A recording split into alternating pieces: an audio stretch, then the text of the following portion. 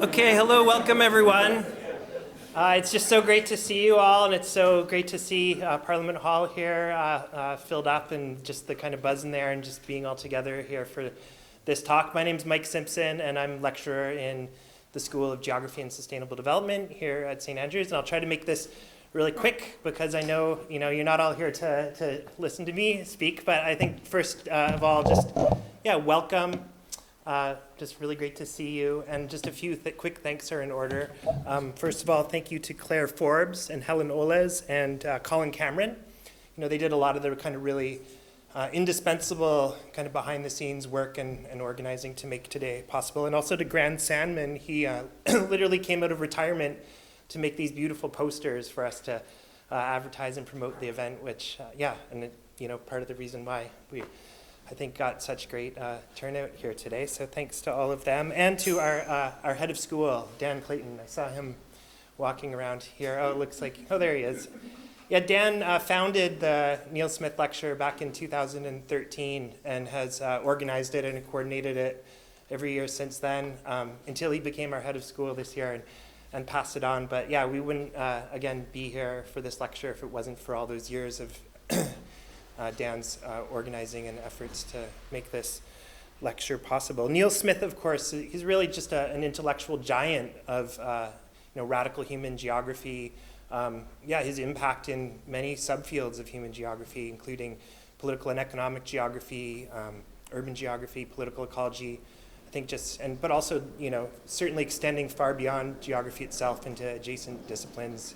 His impact really kind of can't be understated, I don't think, and he's also a graduate of our school, and that's something that we're, really proud of here. And so it's in his honor and the honor of his legacy that we invite a leading theorist of radical human geography to St. Andrews every year for the Neil Smith Lecture. So, after a couple year of hiatus, due to I think we all know why. I'm just really excited to be here and to welcome our this year's Neil Smith lecturer, Andreas Malm, author, climate activist, associate professor in the Division of Human Ecology at Lund University. Professor Malm is author of the highly influential and award-winning book Fossil Capital, 2016, which came out of your PhD dissertation, as well as numerous other titles, including Progress of the Storm from 2018, Corona Climate, Chronic Emergency 2020, White Skin, Black Fuel 2021, co-published authored with the Zitkin Collective, and most recently, How to Blow Up a Pipeline, which just came out this past year, 2021. These are just a few of his books, not to mention numerous other articles and really influential published works. So today, Professor Malm will be giving the talk titled "How the Cage Closed: Climate Change and the Emergence of Class Society in Egypt, 4000 to 2700 BC." It's my great pleasure to welcome to St. Andrews Andreas Malm. Thank you so much.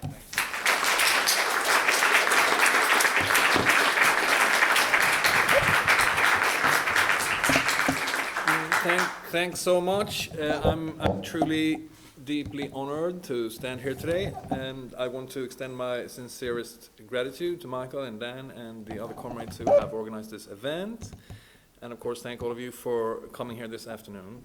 I'm also, I must say, this one is that's charming, a little bit on edge, because what I say here will relate to an unfashionable subject, and it's going to be quite nerdy. And it will be the first time I'm giving a lecture on the fields of ancient Egypt, where I'm an utter amateur. I'm not an Egyptologist. I don't know how to read hieroglyphs. I have never participated in an excavation. I'm shamelessly dabbling here, and I'm using almost only secondary sources. And this is also work in progress, so please don't imagine yourself listening to any kind of authority. Rather, you should consider what follows to be rough sketches and prepare to submit them to ruthless criticism. Can you hear me all right? Yeah. Now, the unfashionable topic in question is wilderness.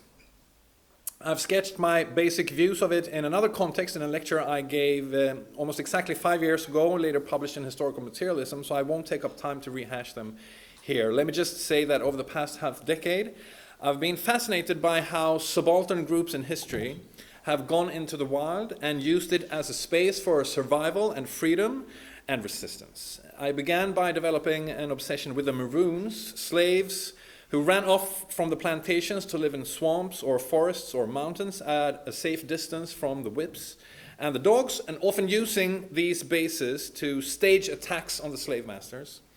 I started reading up on how Jewish partisans during the Second World War set up camps in the most impenetrable forests. I stumbled over one tradition after another of exploited and persecuted people fleeing into the wild, utilizing it in their struggle, cherishing it, describing their appreciation of its beauty in literatures that extend from the first Robin Hood ballads to 20th century working class fiction and guerrilla poetry.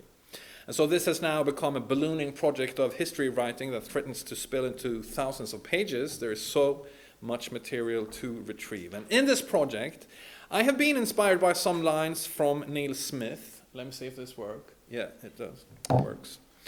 I quote, "I want to insist that the re-enchantment of nature not be left to the right or even to a sentimental liberalism, and that such deep feelings of connectedness to nature somehow be mobilized against establishment environmentalism. Having said this, I'm immediately hesitant about where such a project starts, how it can be pursued, and where it might lead," end quote. And Smith left it there, and the thread hasn't really been picked up. Ecological Marxists have shown scant interest in the pursuit. But subaltern people really have left rich traces of deep feelings of connectedness to nature and in particular to wilderness. You may stare at this quote from Neil Smith for a long time because the rest of my slides will appear only at the very end of this lecture, hopefully an incentive for you to endure a long and nerdy talk. Now, when I speak about wilderness, I do not mean absolute wilderness, a pristine space, immaculately natural with no imprints from human beings. Such spaces do not exist on the surface of this planet. It's a very long time since they did. On this criterion, Serengeti would have ceased to be a wilderness when hominins dropped their tools and skulls into the ground some 2 million years ago, or perhaps when anatomically modern humans arrived 200,000 years ago. After the dawn of prehistory, absolute wilderness is a mirage virtually by definition. What has always and only existed, however, is relative wilderness. To take but one example, when slaves from the plantations in Virginia snuck away into the Great Dismal Swamp, it had been crisscrossed and inhabited by indigenous people for thousands of years, and these people had, of course, left their marks on it. There was nothing untouched about that place, and it became even less untouched when the Maroons entered. However, the Great Dismal Swamp was a relative wilderness, that is, in relation to the plantations. On a plantation, the master decided how the fields would be divided and what crops would be grown and what buildings would be built where. It was his dominion. But inside the swamp, his domination was absent. What the swamp looked like was decided not by him, but rather by nature itself. Nature here defined with Kate Soper as, quote, "those material structures and processes that are independent of human activity in the sense that they are not a humanly created product," end quote. Very largely, it was nature that determined the course of water and the growth of vegetation and the behavior of animals inside the swamp. And in those matters, the slave masters had no say. And only by dint of this contrast did the Great Dismal Swamp hold out attraction for the slaves as a refuge of autonomy in opposition to the cage. Wilderness can be studied as a factor in human history only if the concept is purged from the connotation of an unmarked condition. It has only ever existed as a space relevant for humans in relation to other spaces, plantations, castles, concentration camps, factories, cities, prisons. And through this relationality has it been a historical reality. Absolute wilderness would stand outside history like a distant planet, but if we ditch that fantasy for relative wilderness, we can begin to see such spaces as terrain for class struggle. Moreover, we can suggest the following crude syllogism. All civilizations so far have been class societies. Wilderness is the spatial antithesis of civilization. Hence, we should expect subaltern classes to have had a special interest in wilderness as a counterpoint to the civilization in which they have been exploited. And I believe that there is in fact a nearly endless encyclopedia of empirical material to put flesh on this logic.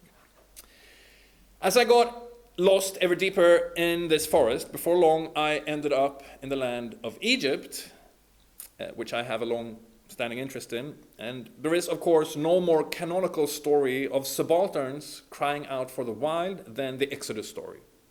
When Moses and Aaron represent the Israelites before the Pharaoh, the demand they repeat is straightforward enough. Let us go into the wilderness. To which the Pharaoh responds, Moses and Aaron, why are you taking the people away from their work? Both parties of this negotiation know that if the Israelites were to relocate to the wilderness, they would slip out of the cage of forced labor. This is not, of course, because the surrounding desert was in some kind of virgin state. It was merely a relative wilderness over which this classical scene of class confrontation played out. But as I went deeper down the rabbit hole of Exodus scholarship, I approached another conclusion, that the fate of this particular wilderness was tied up with the very appearance of classes in the land of Egypt. Or, in more general terms, humans were ushered into the era of class only because something terrible happened to the wild. And it is to this subject I will devote the rest of this lecture.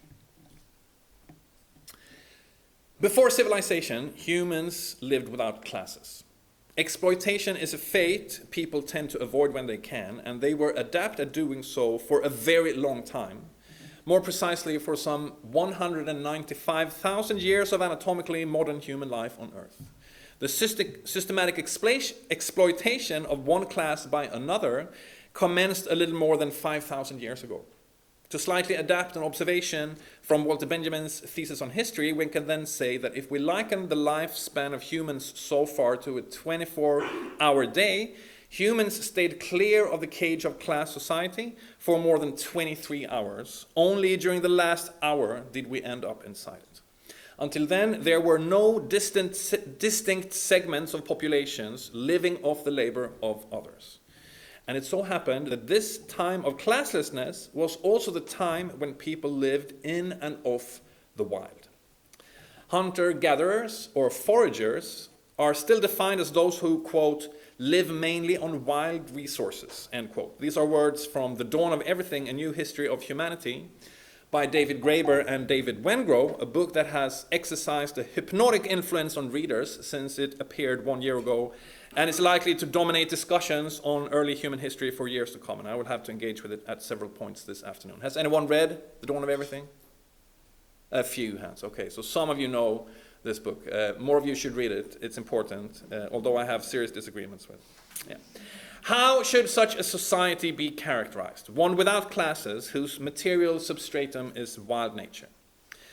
Richard Lee, expert on the Chutoisi, iconic hunter-gatherers of late 20th century anthropology, has insisted on primitive communism as the scientifically precise designation.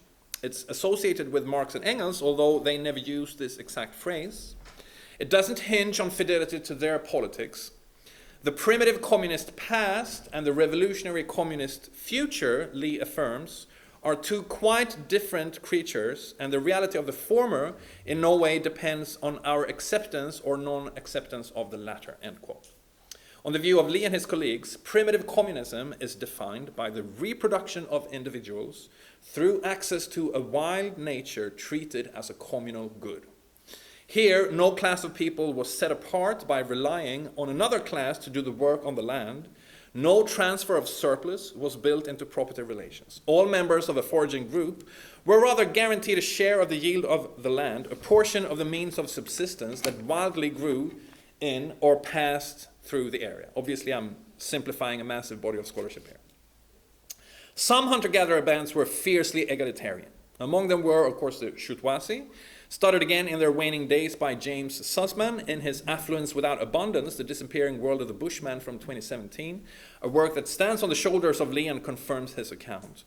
Egalitarian people, like the Chutoisi, enforce the absence of surplus by means of sharing.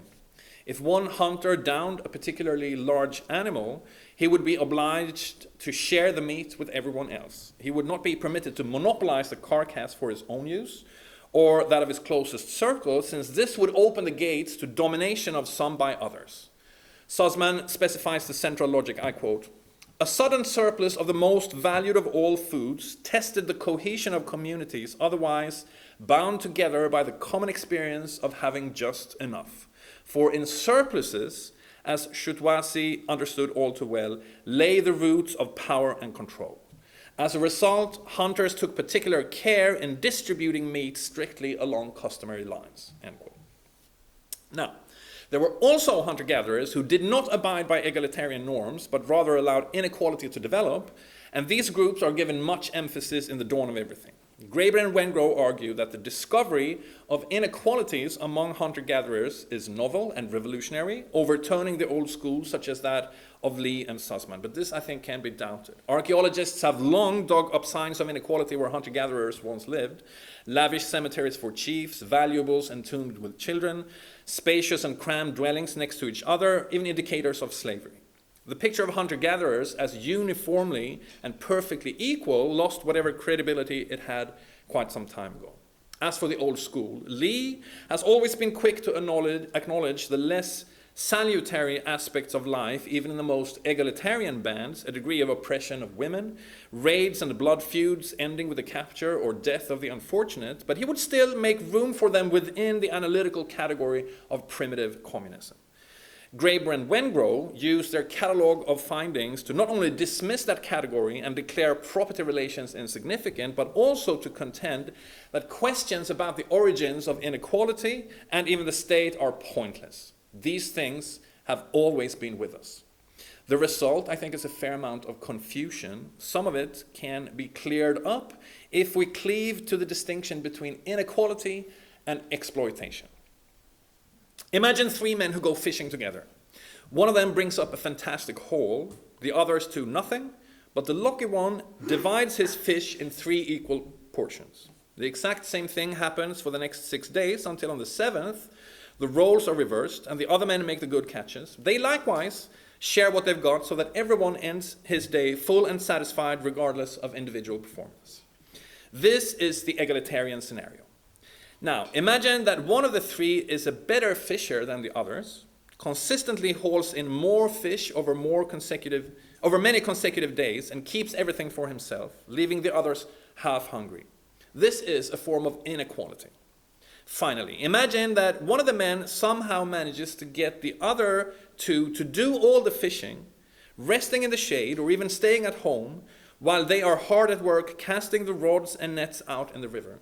In the evening, they hand over the bulk of the fresh food to him, who enjoys it in private. The actual fishers themselves go home with scraps. This is something more than just inequality. It is exploitation. In the second scenario, there is an asymmetry of conditions and outcomes, but only in the third is the fortune of the satiated party caused by the efforts of the deprived. In the second, his contentment would not be diminished if the 2 others stopped fishing. In the third, it would end in that minute. As a skilled egoist, he doesn't really need the others by his side, but as an exploiter, he is full only because the others have worked for him and then gone home with only the minimum to feed themselves. Exploitation is a relation where the high material welfare of some derives from the labor of others and therefore causally depends on reductions in their material welfare. I'm here following Eric Olin Wright. If it becomes institutionalized, exploitation allows the exploiter to appropriate the surplus from the direct producers, control it, and potentially use it for investment. In this scenario, the fishers feed themselves and their dependents, but they also produce a surplus beyond what they need, mandatorily transferred to the superior man, and it is only through the daily repetition of such activities that a class of exploiters can be sustained. Indeed, it is only then that class as such appears. Classes are groups of people active at the opposite ends of the process of exploitation. It follows that in primitive communism, neither exploitation nor classes existed. But could second scenario type inequalities have done so? Yes, would be the answer from Lee and other key theorists, such as Eleanor Leacock and Christine Ward Gailey. The term primitive communism can accommodate inequalities as long as they have not assumed the form of class divisions.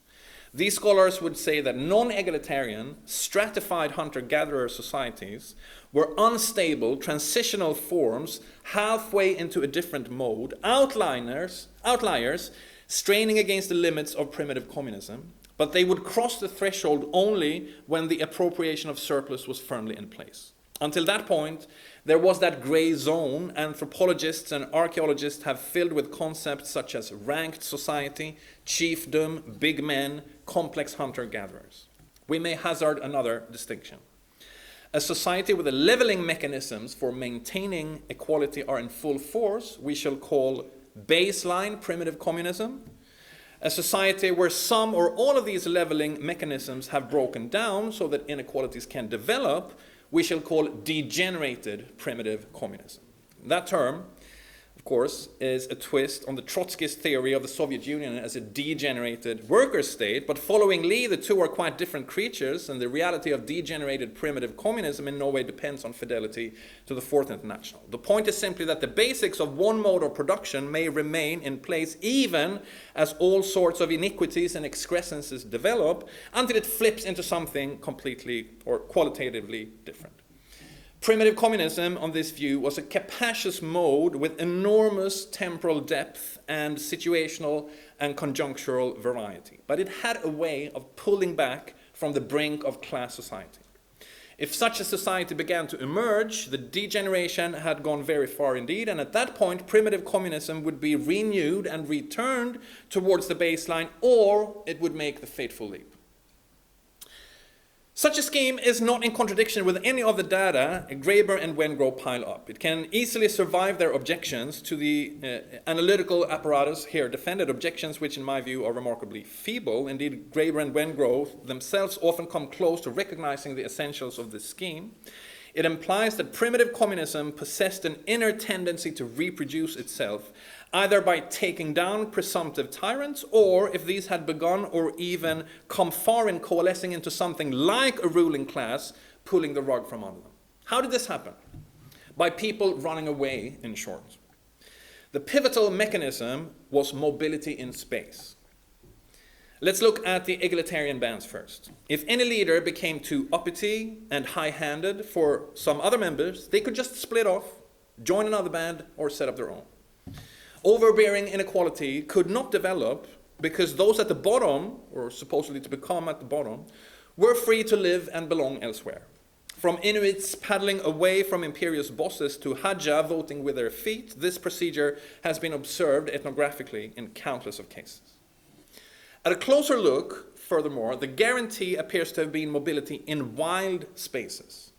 Hunter-gatherers very commonly subsisted on food resources dispersed over large areas, game on the move, seeds carried with the wind, thereby leading lives that made withdrawal feasible and indeed dictated continuous movement.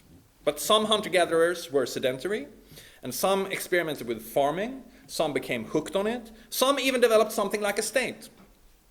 The example with which the dawn of everything culminates is Cahokia, a city that grew on the plain of the Mississippi sometime around 1100 AD, complete with the palaces and temples of a detached elite lording it over commoners. But within a couple of centuries at most, the whole edifice of Cahokia had tumbled down. What happened? I quote, "Subjects sought freer lives elsewhere," end quote. Afterwards, the former city was, Graeber and Wengrow write, quote, "a haunted wilderness of overgrown pyramids and housing blocks crumbling back into the swamp, occasionally traversed by hunters but devoid of permanent human settlement," end quote.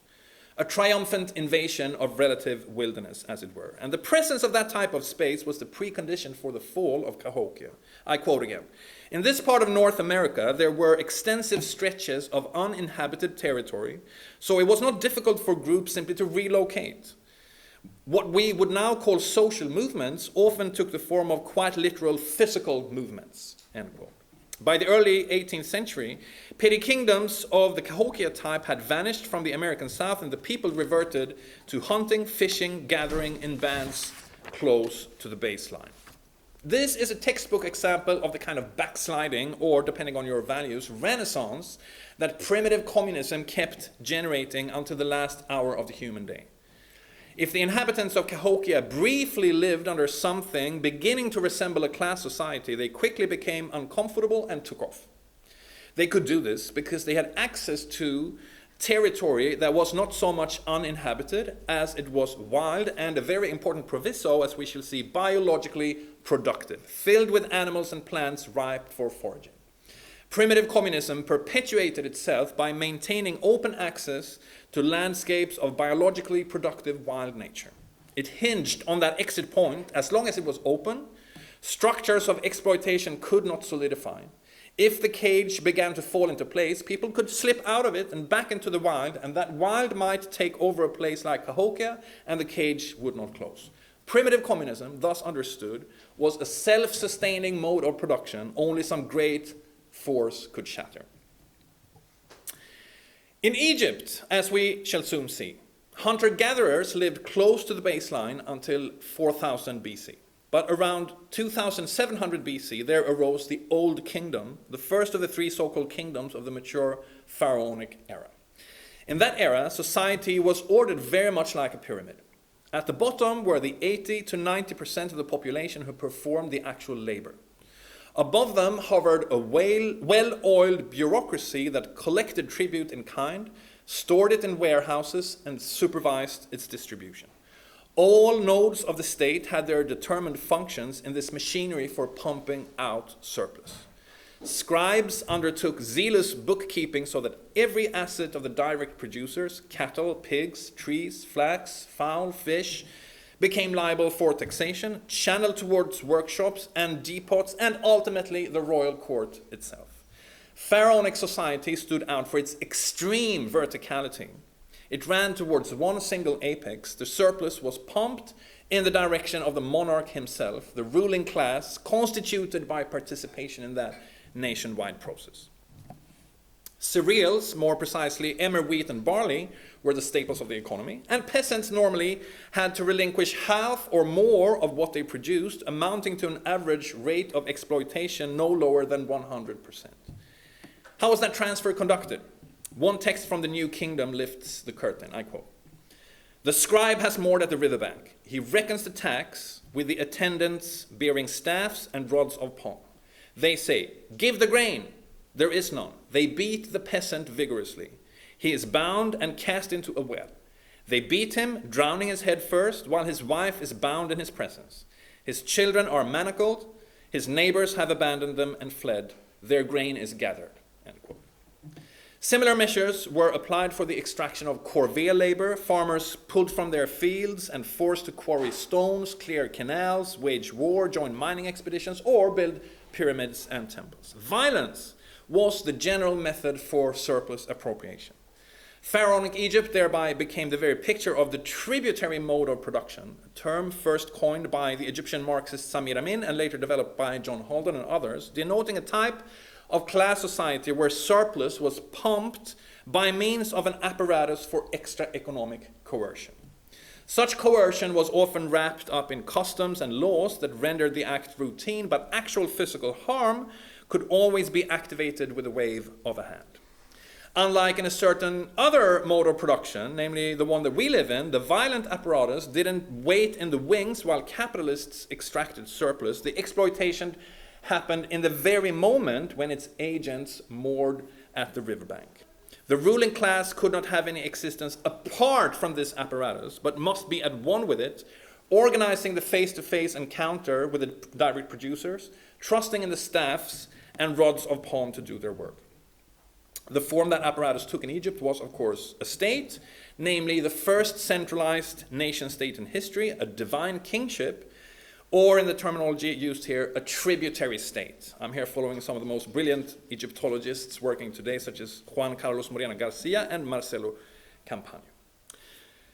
The direct producers were now immured in the most exploitative of any pristine class society. Pristine, the term used in these contexts for something that arose without prototype or precedent. A first of its kind and extreme, however, Pharaonic Egypt was in some respects rather representative for what goes for human civilization. It featured an abysmal divide between the working people and those feeding on their labor. a clique of ultra-wealthy that thought they could transcend even death itself by hoarding their wealth in underground bunkers, a flow of all the good things in life from the base, a sharply spiked summit carried by that base. Not for nothing is the pyramid the enduring metaphor for class society. But in the third millennium BC, in the fourth millennium BC, no, third. This was something truly new under the sun. It was as complete a negation of primitive communism as one could imagine. It wouldn't be an exaggeration to say that the rise of pyramidal society in Egypt marked a primordial rupture in human history, but to say so is to lay down a mystery. How could this happen? How could such an ultra-rigid structure of exploitation be built on the ruins of egalitarian life? Homo sapiens had averted the fate for as long as it had existed. Why did it suddenly allow itself to be herded into the cage of class? The project of the pre-dynastic kings could easily have failed, like Cahokia and other non-starter statelets, but instead they built a tributary state that lasted for longer than the time now passed since Christ. Clearly, something decisive must have happened in Egypt during the 4th millennium BC. What was it? As for Graeber and Wengrow, they oscillate between saying that the pursuit of this question is a fool's errand and deepening the mystery. If human arrangements were as liquid and mutable as they portray them, it becomes even more of a conundrum that something like pharaonic Egypt could appear. And on several occasions, they reassert this mystery. I quote, "If there is a riddle here, it's this. Why, after millennia of constructing and disassembling forms of hierarchy, did Homo sapiens, supposedly the wisest of apes, allow permanent and intractable systems of inequality to take root?" End quote. And one of the many merits of The Dawn of Everything is that it makes clear that this is the question of Egypt. In a corrective to James Scott's preoccupation with Mesopotamia in Against the Grain, Graeber and Wengrow single out Egypt as the unique novelty, far harsher in its oppressive regime, monolithic and durable. Probably due to the fact that Wengrow is an Egyptologist by profession. I realize that I'm taking a risk by challenging him on his own turf. I hope he's not in the room or listening.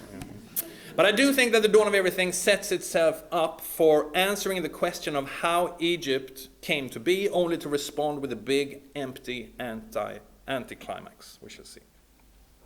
Now, we can give short shrift to 3 old answers to the riddle.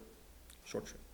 First, the arrival of agriculture as such did not inaugurate class society in Egypt. Around 5,500 BC, people in Fayum, southwest of the Delta, started complementing their wild diets with wheat and barley. They continued to own their land in common and store grain in collective pits and move around every now and then. A few centuries later, the first fully sedentary village in the country, Merimde, housed people who likewise mixed hunting and gathering and fishing with tentative farming, sticking to similar property relations and showing no signs of status systems. Baseline primitive communism survived the first turn to agriculture in Egypt.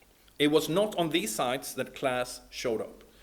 When farming eventually appeared in Upper Egypt in the Badarian period around 4000 BC, there was still no trace of stratification. As in many other parts of the Middle East, the first farmers merely supplemented their foraging with domesticated plants and animals, as another few baskets among many that could always be carried around. These part-time farmers retained access to a wild nature treated as a communal good. Hence no exploitation, not even any noticeable inequalities in Fayum or Merimde or Badari, no straight line from fields to pyramids. Second, Marx and Engels came up with a model for societies such as pharaonic Egypt. When observing their almighty state apparatuses, Engels groped for an explanation and found it in a factor not known for its centrality in Marxist history writing. Quote, "I think it is mainly due to the climate, taken in connection with the nature of the soil, especially with the great stretches of desert which extend from the Sahara straight across Arabia." End quote. Such a climate required artificial irrigation on a massive scale, something only a state could provide. Hence, peasants were compelled to submit to the state, and so-called Asiatic societies locked into despotic stagnation. Marx presented the findings to the readers of the New York Tribune, quote, "Climate and territorial conditions, especially the vast tracts of desert extending from the Sahara through Arabia, Persia, India, and Tartary to the most elevated Asiatic highlands constituted artificial irrigation by canals and waterworks as the basis of Oriental agriculture, end quote. In these barren lands, there ruled, quote, a prime necessity of an economical and common use of water which necessitated, a repeated keyword, the interference of the centralizing power of government, end quote. This, of course, is the Marxist theory, the Asiatic mode of production. It is built on a causal sequence, beguiling in its simplicity. A certain type of climate, aridity, calls for maximum use of scarce water through waterworks that have to be so all-encompassing that only a state can construct them, raising the state to a level of omnipotence. The theory was later famously elaborated by Karl Wittfogel, but unlike that of primitive communism, it has fared badly in modern research. It has been particularly thoroughly refuted in the case of Egypt. The pharaonic state simply played no role in irrigation. Moreover, the irrigation barely deserves to be called artificial.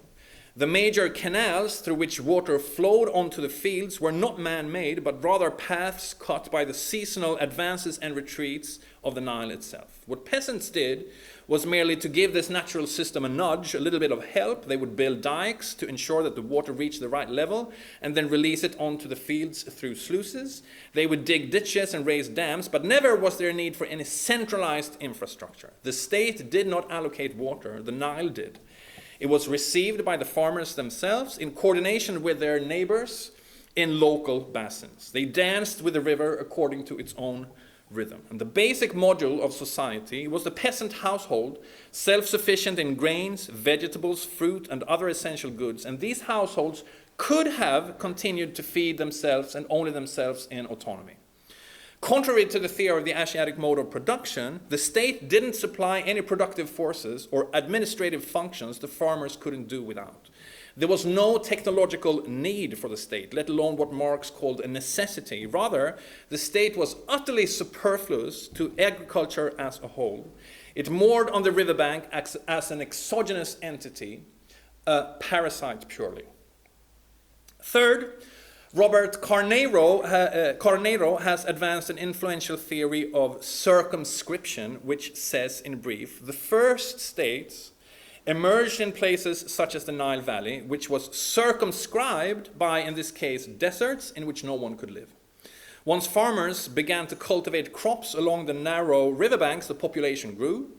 This created classically Malthusian pressure on the land, a competition for scarce resources that set off wars.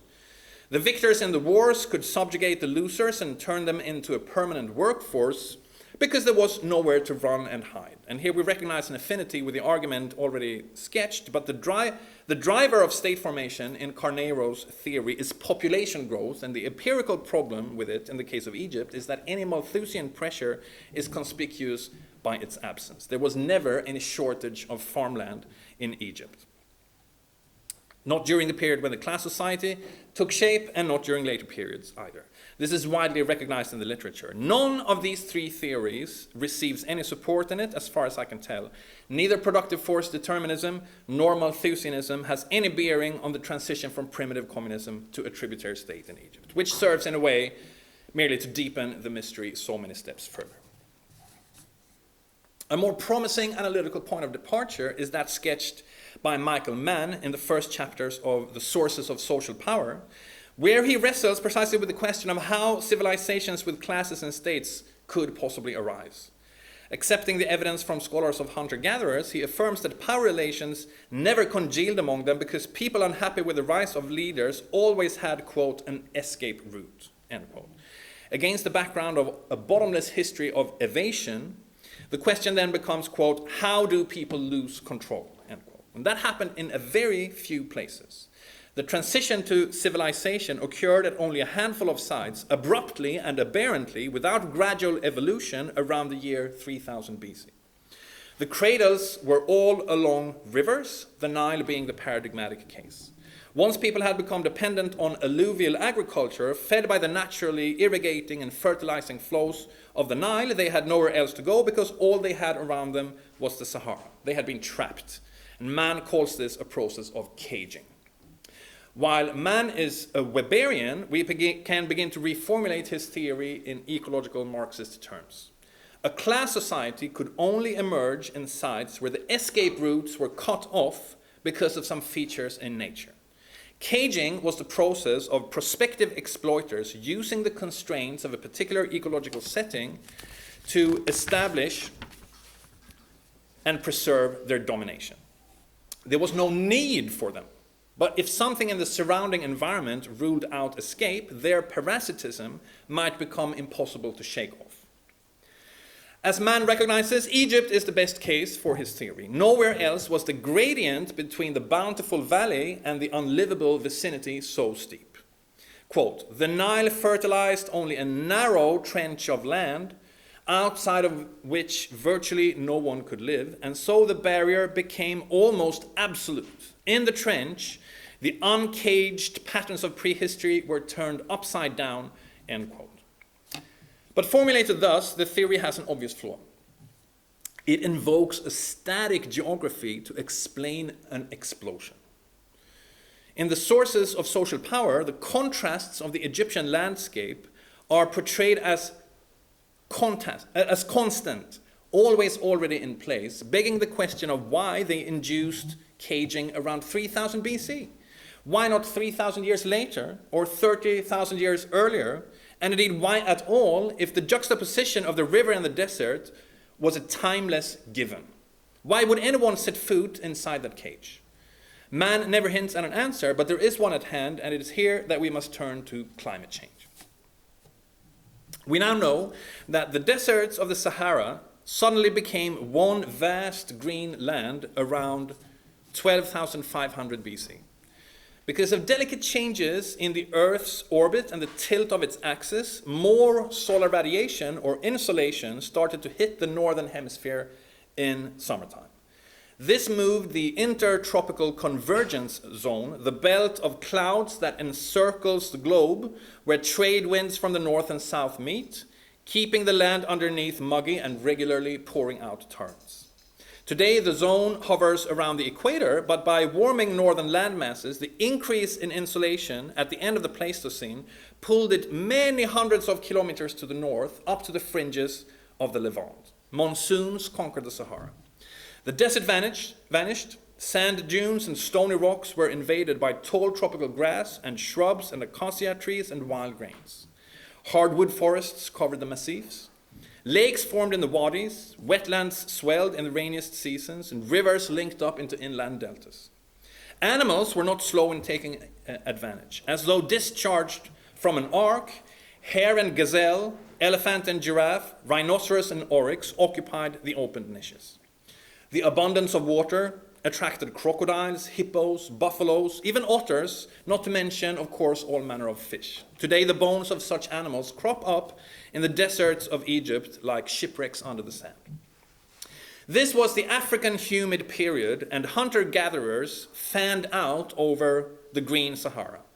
Bands of some 25 to 75 individuals would have availed themselves of the plenitude. In the dry grasslands, they could hunt zebra and warthog. In the woodlands, gather nuts and fruits. In the wetlands, fish with harpoons. After the wettest months, they caught fish and snails in the backwaters when floods receded. And then they might turn to pursuing the biggest game over the breadth of the savannah. By moving between one habitat and another from one season to the next, these bands filled out a marvelously diverse diet. Their base camps would have been frequently abandoned by small groups setting out on seasonal missions, the bands continuously splitting up and regrouping. The hunter-gatherers of the Green Sahara are believed to have been hyper-mobile. They might have covered anything from 200 to 700 kilometers in a year. Because they followed the cues of wild nature, there was no holding them in place, and all indications are that they cleaved to the baseline as egalitarian as any Chutwasi studied by Lee and Sussman. Exploitation was out of the question. To paraphrase Henry David Thoreau, in this wildness was the preservation of a world without classes. Or with Beatrice Midon Rains, leading expert on prehistoric Egypt, quote, "In this idyllic context, the adoption of a more efficient production economy was slow to arrive. But the forces of nature were poised to overturn this favored state of equilibrium, end quote. Insolation peaked between 8,500 and 7,500 BC. Then the north began to tilt away from the sun again. Tropical heat migrated southwards and along followed the intertropical convergence zone. Around 6,500 BC, the Sahara was convulsed by a first shift towards aridity. Rains failed, lakes dried out, wild food supplies turned fickle. From one decade to another, the conditions could swing between severe drought and the humidity of old. The initial response of the population appears to have been increased reliance on livestock. With sheep and subsequently goats and cattle, the Saharans had a safe supply of nutrition, milk, blood, meat in case of urgency, always at hand. The animals probably remained communally owned, inducing no change in property relations. But they and the new weather patterns laid down an imperative to follow the water. After half a millennium or so, the general humidity returned for one last efflorescence. An even broader spectrum of activities, hunting, gathering, fishing, mostly herding, plus a dash of experimental growing, kept rolling through the land by means of ceaseless mobility. And then in the early 4th millennium BC, pulses of aridification struck the Sahara with devastating force. As insolation weakened further, the intertropical convergence zone traveled closer to the equator.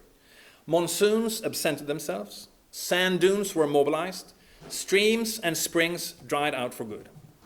The beginning of this end of the African humid period is dated to close to 4000 BC. It didn't happen all at once. The desiccation was not synchronous across the continent. It came earlier in the north as the rains withdrew southwards, and the driest part quickly became the eastern sector. Regional tipping points were crossed in a staggered pattern, but in general it appears on the most recent reconstructions that 3500 BC marked the divisive switch, an abrupt collapse of the remaining vegetation in the Sahara. The green turned black and yellow. Henceforth there would be not a blade of grass for hundreds of kilometers, not a lake, not a river, just the endless flatlands of gravel and the seas of sand. Life departed the hyper-arid desert. Biodiversity plunged.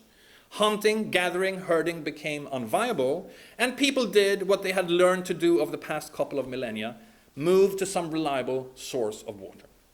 In the eastern sector, this meant the Nile. The river had not been an attractive neighbor at the height of the humid period. In fact, humans probably left the Nile Valley for the savanna when the floods became too much of a hazard. But as the Sahara started flickering between savanna and dryland, the Nile came to function as the safe fallback option, the place to go when water was short. And now people drifted to the riverbanks for one last time. Over the course of the 4th millennium, the Sahara was emptied of almost all its human population, and the final emigrations appeared to have been precipitated by the termination of the humid period around 3,500. Around 3000, the relocation was complete. The former nomad communities settled along the river. The final century of the millennium is believed to have been even drier than any that came before, and that was when the cage closed.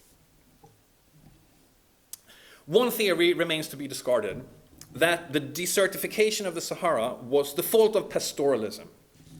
In some ultimate version of the tragedy of the commons, it has been suggested that the herders of the late humid period drove their sheep and goats and cattle over the thin grass, and they overgrazed the grass, denuded the land, trampled the soil, sent up dust into the air, and turned the whole place into a desert.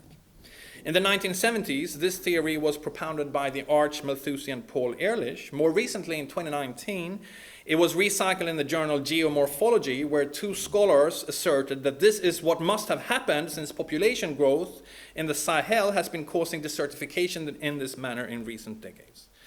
Circumstantial reasoning and an absence of hard data characterize that paper. The authors even assert that the Saharan herders brought about the Anthropocene by releasing the CO2 stored in the soils they used for pasture without a shred of evidence to back up that claim.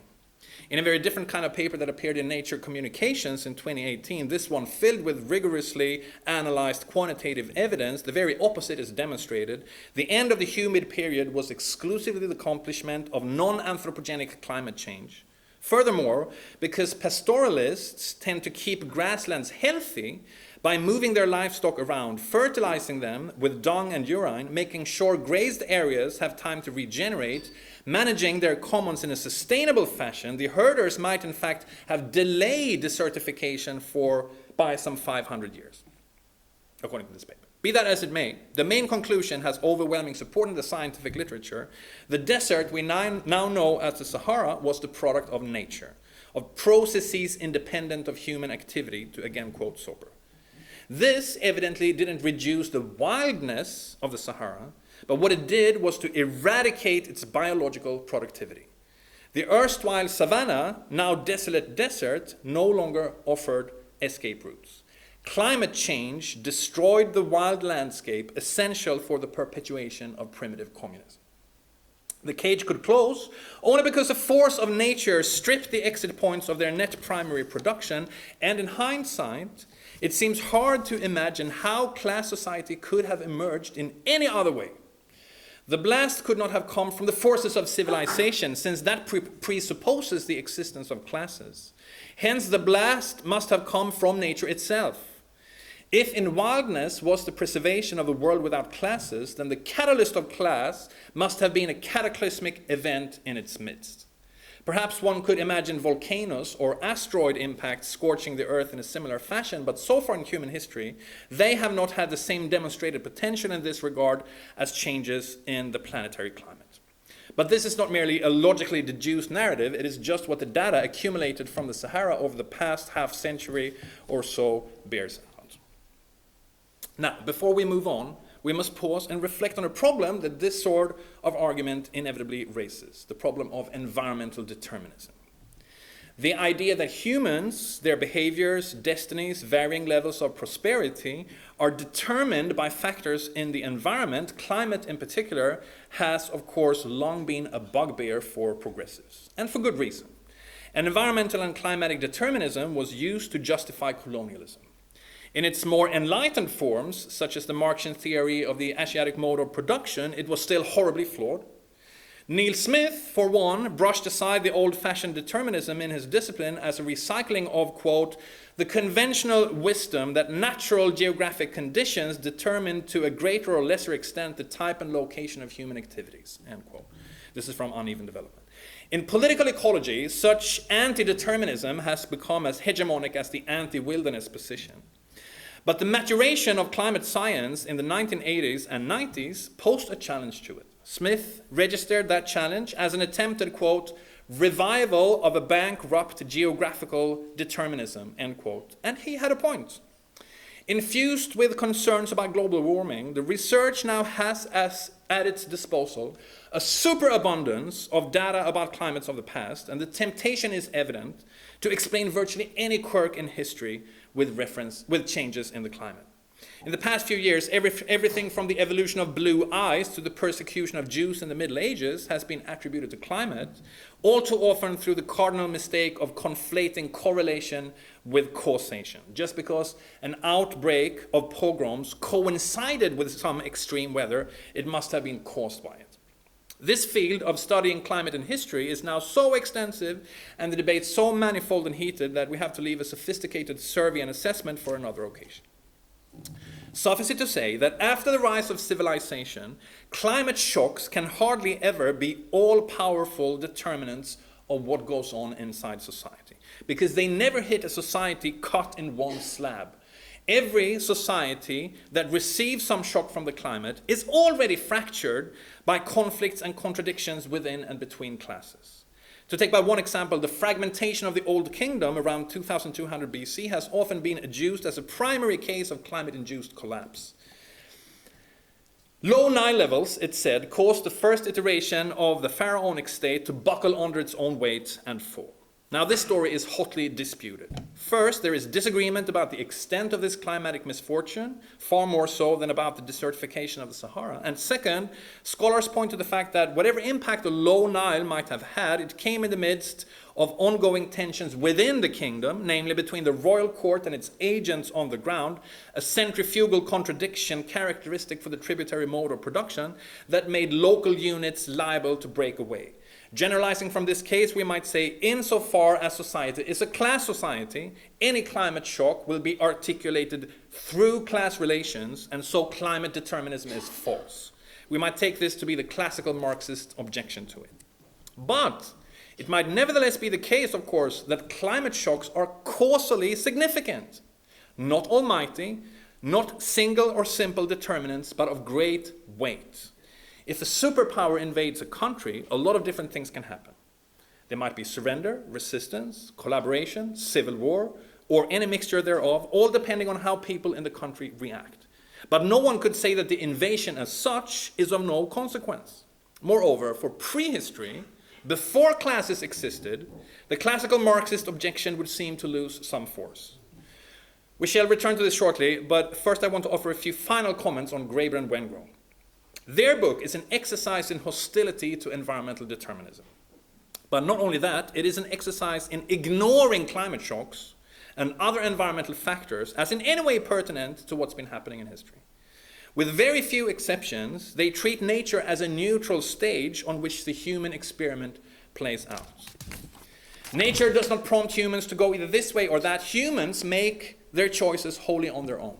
I find it pretty noteworthy that two scholars can submit something as grandiose as A New History of Humanity in 2021 and bracket out the entire problematique of environmental history as if they hadn't noticed the accumulation of paleoclimatic data over the past decades and indeed failed to share in the sensitivity to the causal power of climate which our current crisis has, after all, quite legitimately revived. The ideological program that primes Graeber and Wengrow for this willful ignorance is not hard to discern. It is summed up when they write about one historical process that it was, quote, a fairly leisurely, even playful one, not forced by any environmental catastrophe, end quote. Their philosophy of history revolves around humans playing games with each other. The past is one long carnival parade in which groups of humans try out all kinds of arrangements as so many customs, march to one rhythm only to change to another, or the past is like a square where crowds assemble and debate and inspect alternative options and turn down some, settle on one, and then revise their choice. It's no accident that this scenery hews closely to that of Occupy Wall Street. Much as Graeber, may he rest in peace, championed the politics of no programs and no demands, his philosophy of history has room for no structures and no causes. All there is an infinity of possibilities for the human imagination to explore. As attractive as this voluntarism is, it runs into difficulties when converted into historiography because it seems foreign to the very notion of explanation. Historians like to ask, why did this or that occur? For Graeber and Wengrow, past turns of events are to be ascribed to the self-conscious self-determination of people. Whatever happened, happened because people wanted it, and that's all there is to it. There is merely the void of a self-explanatory variation in ideals. The dawn of everything is thick with anthropological description, like a panorama sweeping across a festival site, but thin on actual explanation. Most problematic of all, it is compelled to attribute the rise of oppressive orders to the desires of free people too. If freedom is the fountain of everything human, it issues in coercion too, even slavery. Whether in the climate system or the property relations, there are no real constraints on human action. This is one point where anarchism and Marxism part company.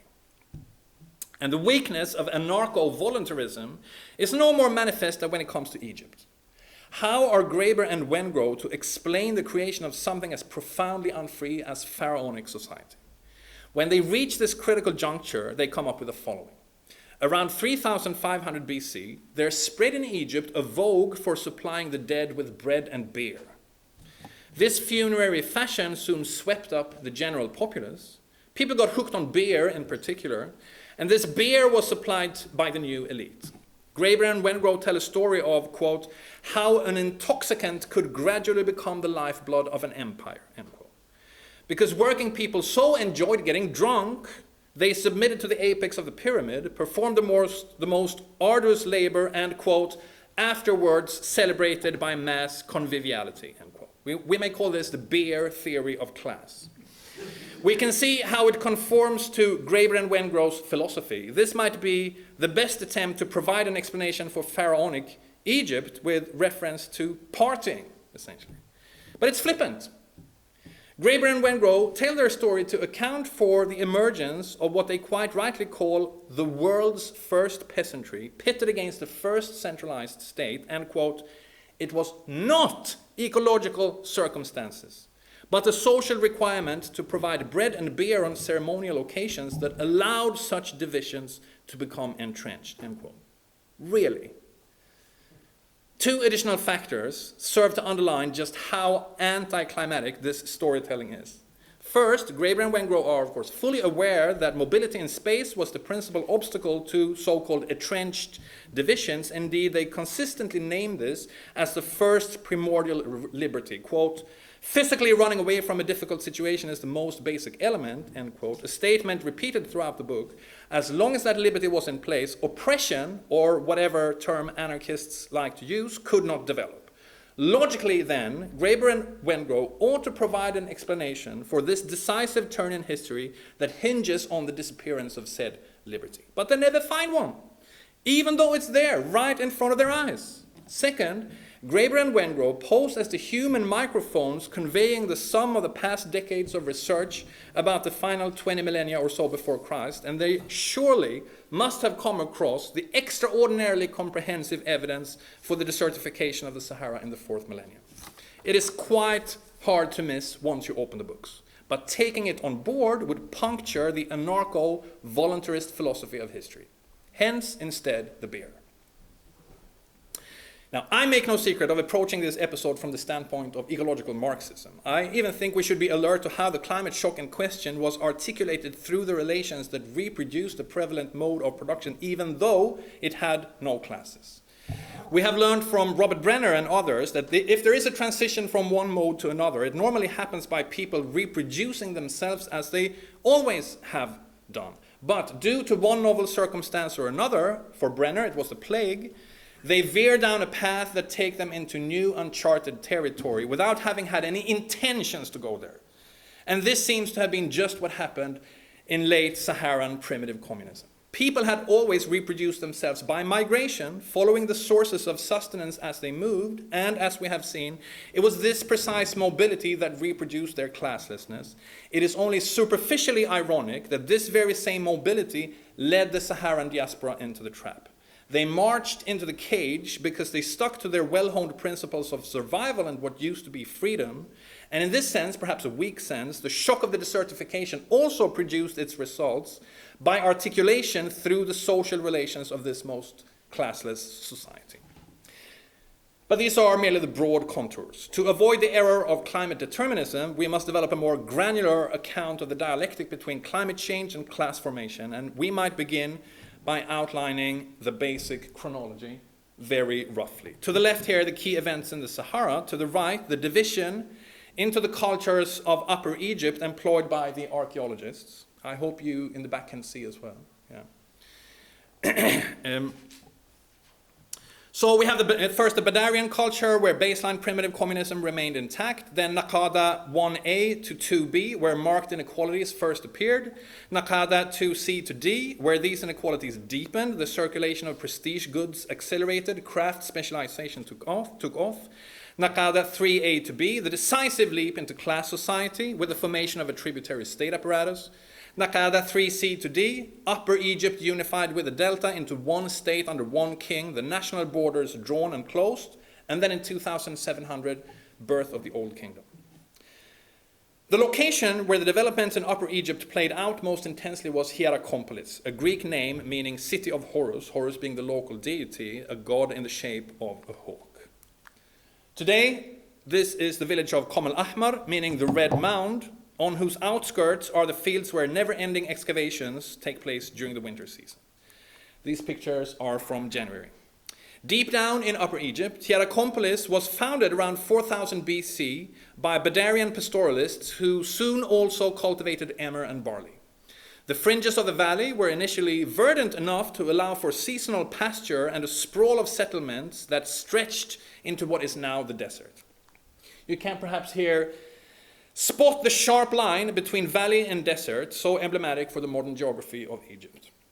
When Hierakonpolis first sprung up, these fields of sand were as green as the background, but it was the desertification that turned it into a boom town. Nomads from the Sahara arrived, as did inhabitants of villages taken over by the desert, and the population shot up from maybe a few hundred in the early millennium to maybe 10,000 in late Naqada II. Or, as Elizabeth Walters of Pennsylvania State University, head of the American Archaeological Mission in Hierakonpolis, the woman sitting in the chair, said to me when I visited, quote, "The desert dried out after 3,600, and that's when this place boomed. People could no longer live in the desert," end quote. At the same time, the town was concentrated to the ever thinner band of vegetation along the river. It's thus tempting to regard this as the original scene of caging, the muddy field where class society was established. Hierakonpolis was the site of degeneration, a running experiment in hierarchy, somewhat like Cahokia, but unlike that city, it never crumbled back into the swamp. There was never a haunted wilderness of overgrown pyramids. The divisions inside Hierakonpolis were instead entrenched in lockstep with the ravaging of the surrounding wild landscapes. But the exact course of events is, of course, impossible to retrace. We cannot pinpoint the precise moment when an upstart grabbed his neighbor around the neck and said, "You will have to work for me and you have nowhere to run." The details of caging are forever lost in the sand. But specialists on the period have come up with a number of proposals for what might have happened, and I will briefly sum up the three pathways I find plausible. 1. Campagno has suggested that the communities preceding the tributary state in Egypt as elsewhere were defined by the logic of kinship relations. People related to one another as kin, not necessarily biologically related, but attached by bonds of proximity and above all reciprocity. If someone gained prestige, it came with the obligations to serve the community. With the influx of thousands of people into Hierakonpolis, however, the bonds of kinship were dissolved, and groups that were strangers to one another settled down cheek by jowl, and perhaps Campagno speculates there developed factions. More precisely, some factions early on the scene might have ensured for themselves so-called first-comer primacy, saying to later immigrants, "We were here first, we know how things work in this place, you better learn and adapt." And the newcomers might have bowed down, integrated themselves into webs of patronage, turned captive clients of the most resourceful men, soon told what to do. Other scholars have likewise envisioned a traumatized population streaming into the valley, leaving behind shattered traditions, discredited gods, unknowable numbers of dead relatives, ready to surrender to strongmen who offered some stability away from the disaster zone. And one cannot rule out that some of this primacy derived from skills in irrigation.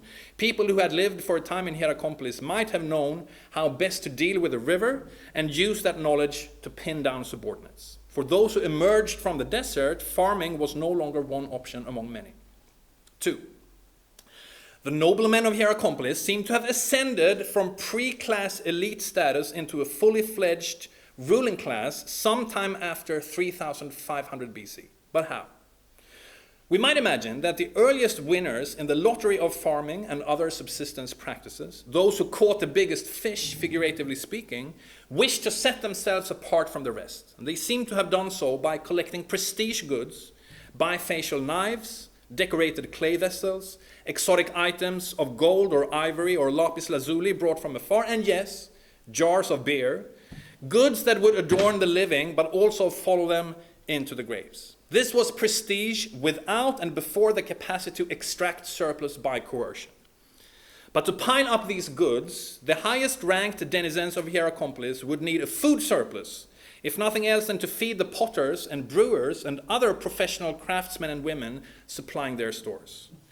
There would have been growing pressure on the agricultural sector to throw off a surplus simply to sustain the hoarders of prestige. At some point, the elite, in this phase of degeneration, would have taken the next step and enforced a right to tax the direct producers on the land. As the Choutouasi knew, a surplus of the most valued goods might feed an abiding expectation of a surplus only other people could provide, a slide from inequality into exploitation. Furthermore, perhaps the quest for prestige fueled wars. The elite of Hierakonpolis might have coveted nodes in the far-flung networks of circulation, what we would anachronistically call trade, or mines where the raw materials were extracted. They would then have set out on the path of conquering lesser population centers in Upper Egypt and brought them to their heels. Smaller villages would have been burdened with a duty to pay tribute to the rulers of the metropolis. And a positive feedback loop would have been set in motion. The rulers of the biggest town had the most men to send into battle. Gobbling up scattered hamlets would have been easy. The more satellites Hierakonpolis conquered, the greater its power, the better the apparatus of extra economic coercion was equipped and trained, an apparatus that could be set over the rural hinterland and, of course, over the peasants and workers inside the capital itself. We know that Hierakonpolis was a place suffused with violence. Tombs depict soldiers in combat and captives being executed. The ground is littered with bows, spears, axes, maces, and then there is, of course, found in precisely these fields, the Narmer Palette itself, the icon of caging.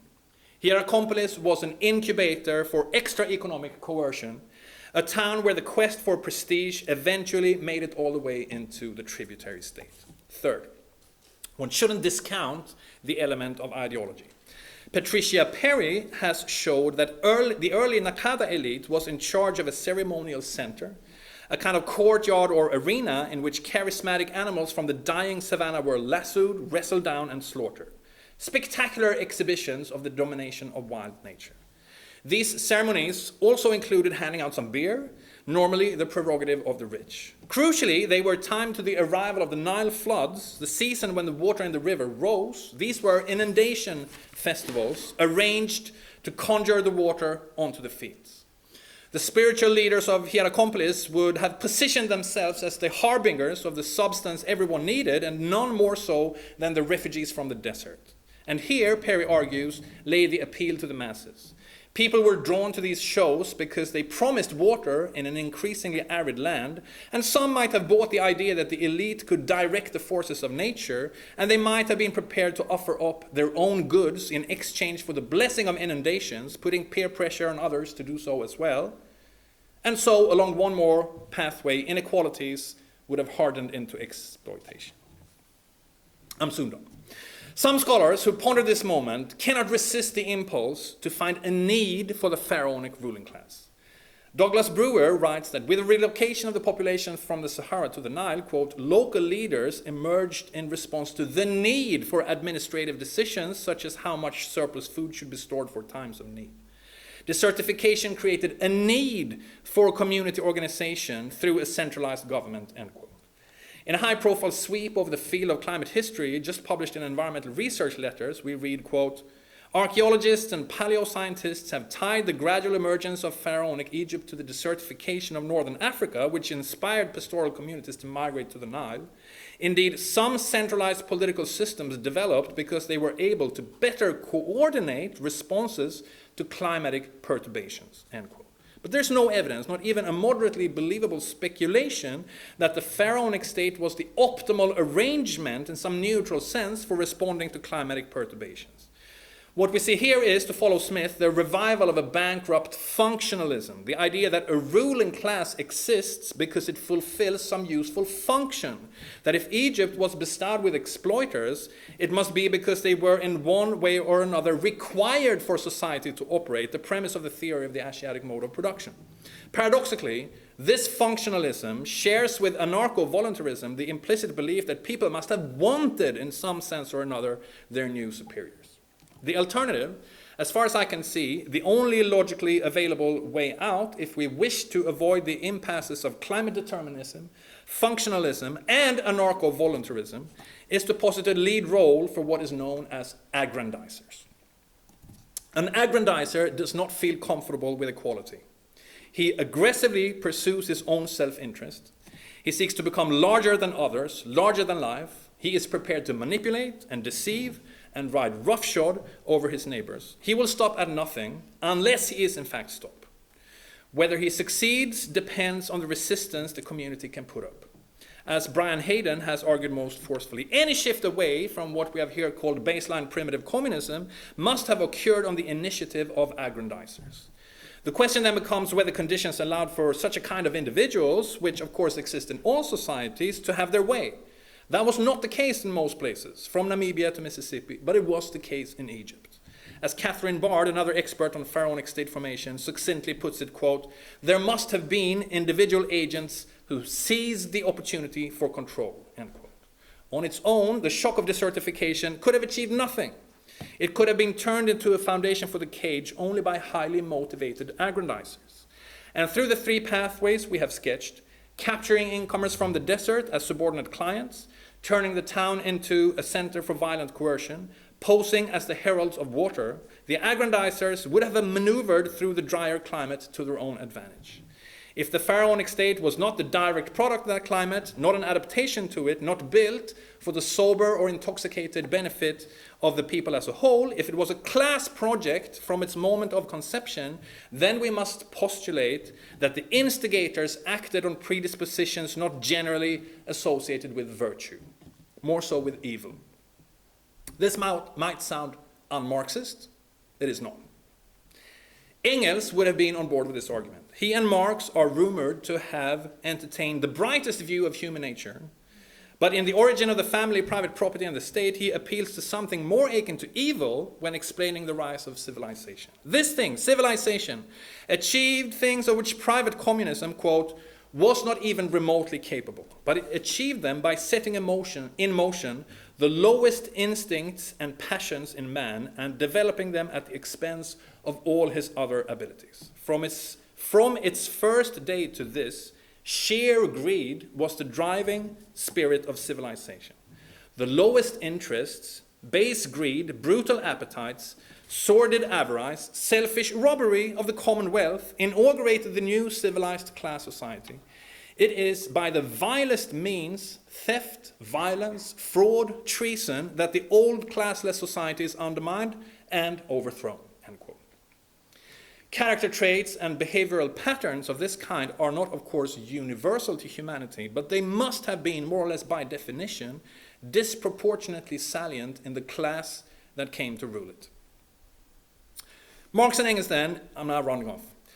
Marx and Engels then might not have been so wide off the mark, after all, in their intuition that the pharaonic state had something to do with climate in general and aridity in particular, but in a manner very different from what they imagined. As for Michael Mann, abrupt climate change was the temporally specific factor that realized his timeless scenario of caging in Egypt. And some paleoclimatologists have made a pretty strong case that the same applies to the other river valleys where pristine civilizations emerged, similarly affected by the mid-Holocene reshuffling of the climate system. But we shall leave those other cases to the side for now. Staying in Egypt, there is in Hierakonpolis a monument to the dynamic. A stone's throw from the border of the valley stands the oldest mud brick structure in the world. It is known as the enclosure of Khasechemwi, the last king of the second dynasty who ruled Egypt around 2700 BC. It was after him that the Old Kingdom began. Nearly 10 meters high, several great walls have withstood the decay of time, still imposing when you approach them from the desert. It seems that Khasechemwi wanted to make a point about his ability to protect himself and his regime against some kind of threat or danger. Just what purpose this edifice served is unclear. Some believe it was a fort, others a mortuary complex. But what is not in doubt is that Khasechemwi placed it on the very spot where the expanding sand had swallowed the suburbs of Hierakonpolis, just where the desert manifested its ability to drive people into the cage, as if he wanted to build a monument to this source of social power. But if nature itself laid the groundwork of caging, this pertained only to the initial moment. Caging remained unfinished work. This meant, among other things, continuous efforts by the ruling class to keep its nation-state unified. The lands along the Nile were far from fully settled, as I mentioned. There were uncultivated riverbanks to which tax evaders and corvée shirkers could flee unless the state projected its power all the way from the first cataract to the Mediterranean and cased the river in one framework for coercion. Only then could runaways be tracked down. As for the desert itself, it wasn't impossible for daring individuals to bolt from the valley and find some way to survive in or between the oases. It was an extremely inhospitable space, as it remains to this day. The Egyptian Sahara still has one of the lowest population densities in the world. In pharaonic times, the number of people living in it probably fluctuated between 0 and 25,000. That vast emptiness radically reduced but did not fully obliterate the option of escape. There was no way a significant chunk of the 1 million direct producers who might have lived along the river at the start of the third millennium could subsist on what the sand sea had to give, but a few could. This remained a persistent headache for the state all the way down to the Roman era. The phenomenon of peasants and laborers fleeing into the desert is known as anachoresis for the pharaonic and Roman eras, and tasahhub for the Arabic period. And my Egyptian PhD student Amr Ahmed and myself are planning to try to write a history of 5,000 years of flight from exploitation in this land. It was always an exceptional feat, but enough to keep the state on constant alert, its armed forces patrolling the borders of the cage, and quick to punish those dragged back with exemplary violence. We can then say that wilderness in the exact meaning of the term, in the strong dialectical sense of a space existing as a counterpoint to civilization, was constituted with the emergence of class society. That was the moment when wilderness began its career as a shadow of civilization, a specter haunting it with a past without class. In Egypt, this gave rise to two traditions. First, ruling class hatred of wilderness as a space outside its control, an absolutely foundational component of pharaonic ideology, and second, subaltern hopes of freedom from exploitation invested in the very same space. And it was this later tradition that came to be enshrined in the Exodus story. But don't worry, I won't burden you with my reading of that story, which could easily take up as much time as I've already consumed here. Instead, I will finish by stating the obvious. A historical narrative such as this, where climate change looms so large, has implications for the present moment. What exactly these implications are, I will leave it to your imagination to figure out. But in very general terms, it seems that we can paraphrase the first sentence in the Communist Manifesto and say, the history of class struggle begins with non-anthropogenic climate change and ends whether as the revolutionary reconstitution of society at large or in the common ruin of the contending classes with anthropogenic ditto. History, on this view, is less of a carnival and a play and a game than a tragedy, a series of defeats and losses. Historical materialism is a far more pessimistic species than anarchism. And so we can give the last words, as I always want to do, to the great prophet Adorno. More in line with the catastrophe that impends is the supposition of an irrational catastrophe in the beginning. We cannot simply dismiss the idea that history begins with a catastrophe of some kind, thanks to which this element of domination made its entrance. If, in fact, history turns out to be a permanent catastrophe, then we cannot simply reject the conjecture that something terrible must have happened to mankind right at the start. This gives us a pointer to how we can recognize what history is. Theory being Adorno's code word for Marxism, knows of no constructive force, but only of one that lights up the contours of a burned-out prehistory with a glow of the latest disaster in order to perceive the parallel that exists between them. The latest thing is always the old terror. Thanks for your attention. Thanks so much, Andreas. Would you like to take some questions? Sure. I think my calculation of how long this would take was a little bit erroneous, but I hope you survive. Okay. I'll let you just... Yeah, please. Thanks, that was absolutely fascinating. And I've done some work on ancient Egypt as well in the last few years as a non-specialist, so it's nice to see someone else. So I think a lot of what you said is really convincing. The thing that I would probably add to it, though, which perhaps you underplayed a bit, is the role of security. So you seem to see this kind of cage, something being lowered quite purposefully onto society and sort of giving quite a lot of agency to these dominators, however you want to describe them.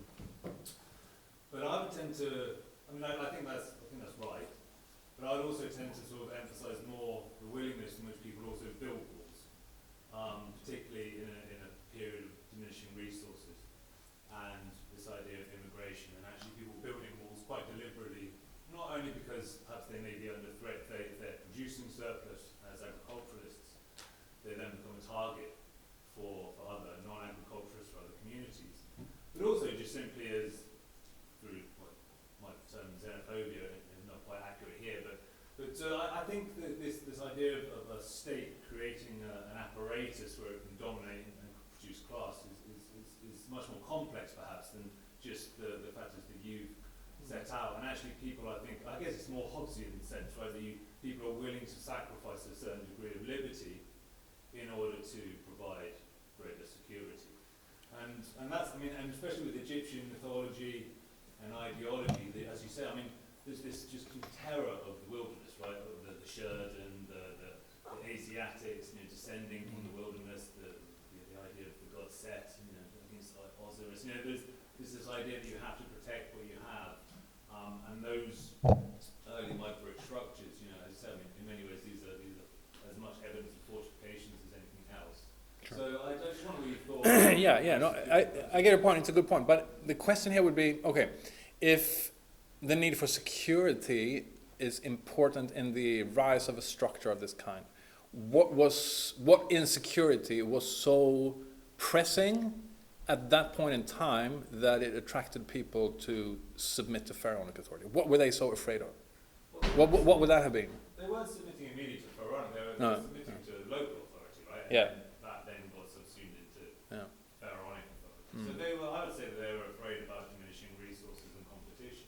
And then you had probably communities of agriculturists producing surplus, which was then a very attractive target to perhaps nomadic peoples who are still subsisting in the sort of semi-arid regions, or just simply less.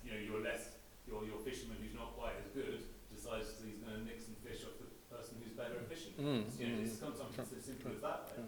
And it could be small-scale, technological developments. I know there's no archaeological evidence for that, but we can't rule it out. No. And interestingly, the pharaonic society seems to come from upper to lower, right? Whereas in Lower Egypt, Lower Egypt actually should be easier to subsist, right? This is more water, more land. Whereas the military powers seem to be coming from upper Egypt down. So.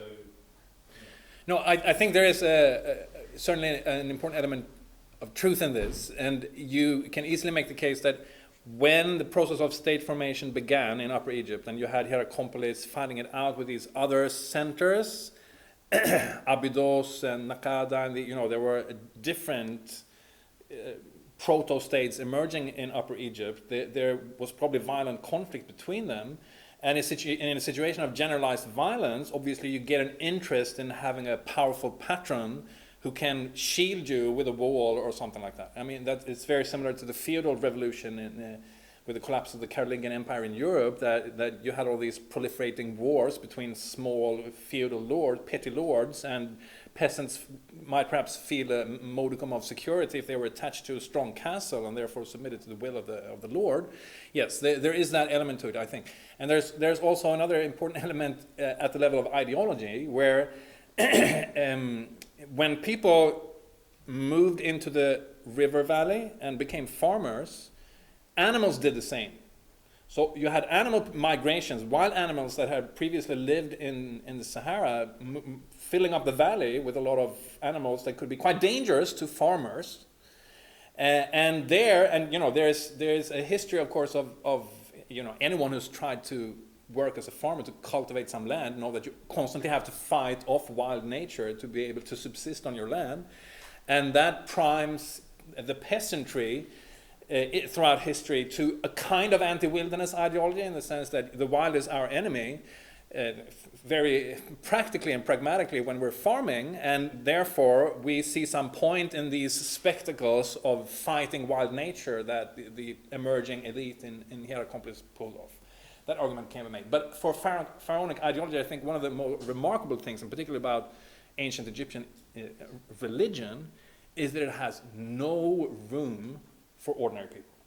I mean, ordinary people really do not exist in pharaonic ideology or religion.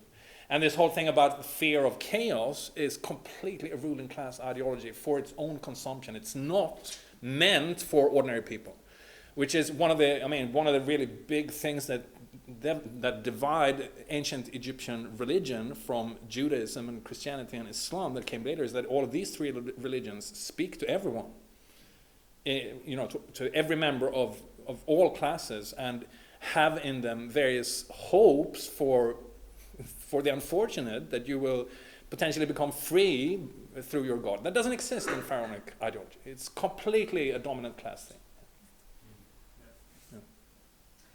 Thank you very much for the fascinating presentation. I'm the Levanian intellectualist. I'm from India, and I had a comment and a question. My comment was, I find it really interesting to compare this with India, where I think the Ganges Valley kind of has a similar function, excepting that the forests around the deserts are livable. Yeah. Which means if you look at epics like the Mahabharata, one of the founding epics of the first good king Prithu, he's somebody who wants to hunt the earth, who has taken the shape of a cow to domesticate and milk it. But then that's also related to the expulsion of the first kind of tribal figure who is expelled into the forest. But though this is one dominant ideology, what you just said now really resonates with me in India, you do have those other spaces also livable and producing different written traditions as well. So I worked in parts of northeastern India where every time a king is supposed to become a tyrant, the people retreat to the hills, and then sometimes the god himself kills the king. Most often the people themselves bump off the king, and this continues until the 19th century when the British kind of tried to stop this. So I think it's really interesting how the cage functions across comparatively different kinds of societies. Okay. But I had a question for you, which is about the role of animal politics. I've just written this book with an anthropologist from Bhutan called Sports and Studies 2.0, being against the capital scene. And we have been looking at kind of how in Indian texts, for more than 2,000 years, the Jatakas, Panchatantra, etc., Indians often conceptualize animals as living in democracies, including canonical figures like the Buddha or huge traditions like the Jatakas, the Panchatantra, etc.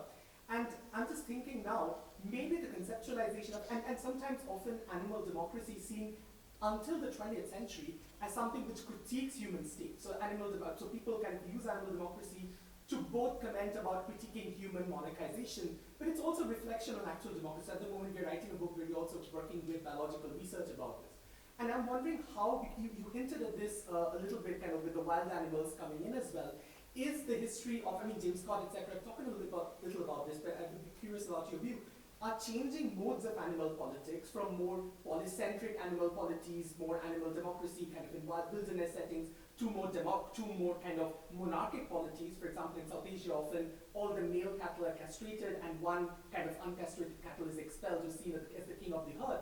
And the king himself is often seen as like a sole uncastrated male bull, whereas the others are cows and castrated male. Do changing forms of animal politics also influence, or in turn are influenced by, these changing patterns of climate change-oriented human politics? Are there any reflections on this, or what are your thoughts on this? Yeah, so I haven't looked at this from that angle, but what I can say is that in what I call these sort of subaltern wilderness traditions, you do encounter quite frequently an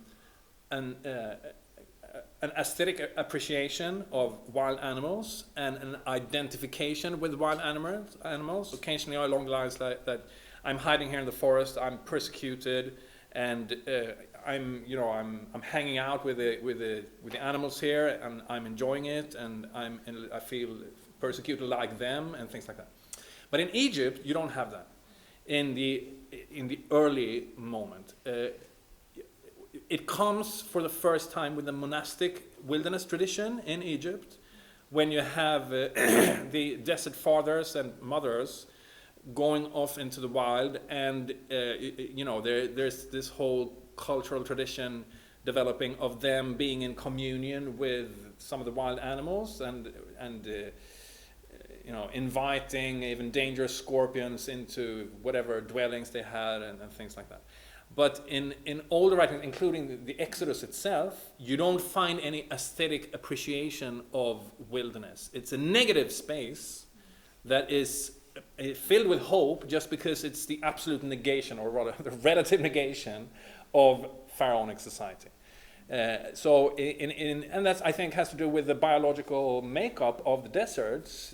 Animal life is very limited in the deserts, but you find that for the first time, as far as I'm aware, in Egyptian writings about wilderness during the monastic tradition. So this is the 4th, 5th, 6th century. Later in history, there's much more of it. Yeah, but otherwise, I can't really speak to animal democracy and these things. But yeah. Jonathan,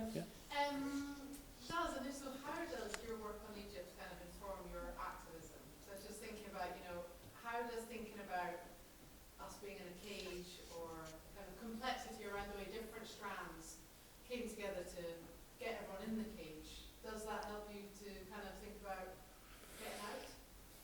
Yeah, it's a good question. But, I mean, practically, this work is in conflict with whatever activism I do.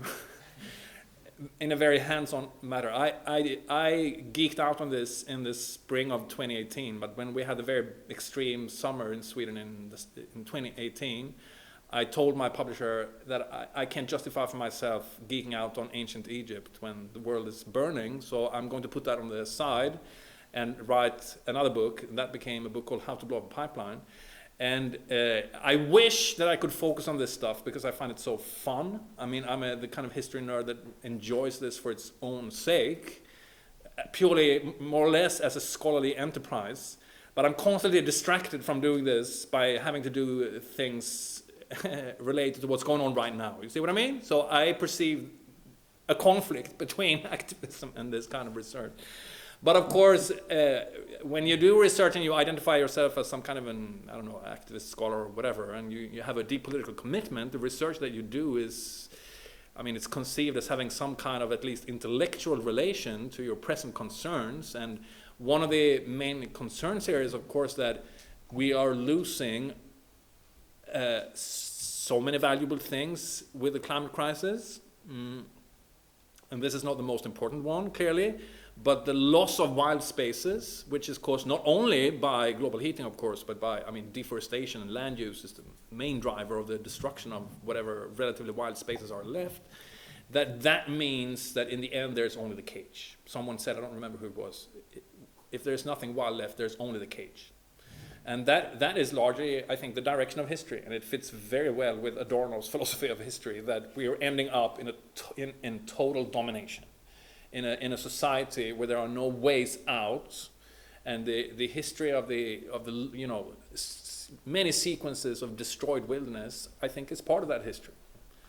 And it's bleak. It is bleak. And I also think that we should recognize that the climate crisis that we are in is precisely a kind of a culmination of domination. And this, of course, goes against the idea that what we're ending up here is the sort of the logical end point of humanity in general, while rather I would say it's more like the logical end point of structures of domination and exploitation that are reaching this critical stage. But here, obviously, I'm extremely just regurgitating my Adorno readings. I think we should probably just do one last question. Yeah, okay, yeah.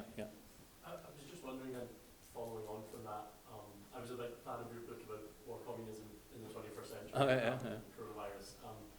But I seem to remember towards the end of that, you giving some fairly concrete steps forward if we're going to have any hope of sort of reversing the damage that's been done and maybe making something of the present crisis. But just there you seemed a bit more pessimistic about the idea of us being left with only the cage and no wild spaces. Do you feel it's necessary to maybe revise what you wrote in that book? A bit more pessimistic? No. I mean, more optimistic, like after Lula's election in Brazil. Yeah. And very concretely in terms of what I wrote there in the Amazon, yes. I mean, that was probably. I mean, this is probably the last chance for the Amazon to survive. That we got rid of Bolsonaro. Yes. I mean, it's still obviously in its death throes, but with Lula at least there is a chance that the Amazon can be saved. But I hope I didn't come across in that Corona book as an optimist, in the sense that I think that it's likely that we're heading in a good direction, because I haven't thought that in a very long time. if I ever did. Rather, whatever political demands you formulate are in relation to fundamentally pessimistic diagnosis about where we're heading, and the general trend is very Adornian. It's towards catastrophe and total domination, as far as I see it. But the political demands that you formulate are meant to break the cage and take us out. And of course, there is some kind of an affinity here to arguments about property destruction and more escalating our tactics, smashing things to get out. Yes, very generally, yeah. So if you didn't get a chance to ask your question, I invite you. We have some beverages in the back, and so yeah, I invite you to stick around, grab some snacks or a drink. Maybe you'll be able to kind of catch Andreas and ask a question there. But other than that, I would just like to just have a huge round of applause for.